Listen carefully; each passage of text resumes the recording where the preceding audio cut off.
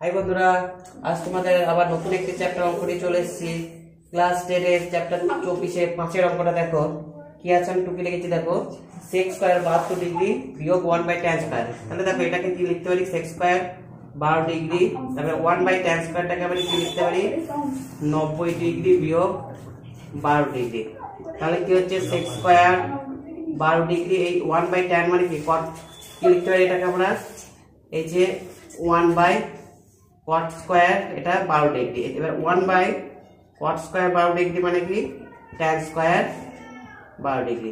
তাহলে কি এইটা মানে কি জানি আমরা sec square theta tan square 1, তার মানে এটা সমান সমান 1 সমান সমান হচ্ছে RHS প্রমাণিত। আচ্ছা দেখো অবশ্যই নেক্সট অঙ্কটা তোমাদের জন্য করছি। 6 অঙ্কটা কি বলছে,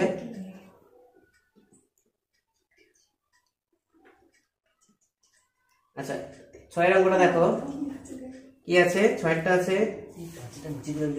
angle A plus angle B, angle A plus angle B সমান সমান 90 ডিগ্রি।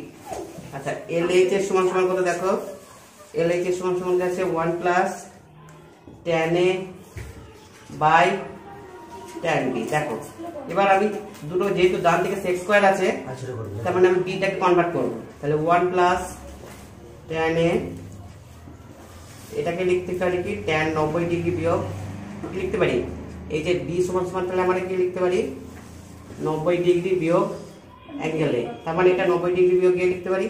তাহলে 1 প্লাস tan A বাই এটা কত হচ্ছে cot A। এবার এটা উল্টে গেলে কি হয়ে যাবে 1 প্লাস tan স্কয়ার A, এটা মানে কত sec স্কয়ার A। এবার ডান দিকে আমার sec স্কয়ার A আছে, এটা সমান সমান RHS সমান সমান প্রুফড প্রমাণিত। আশা করি বন্ধু তোমরা বুঝতে পেরেছো। অঙ্কটা যদি তোমাদের ভালো লাগে লাইক করবে এবং শেয়ার করতে যেন ভুলবে না, আর অঙ্কটা যেন তোমরা স্কিপ করে চলে যাবে, সম্পূর্ণ দেখার অনুরোধ রাখবো। ততক্ষণ তোমরা ভালো এবং সুস্থ থাকো। Have a nice day.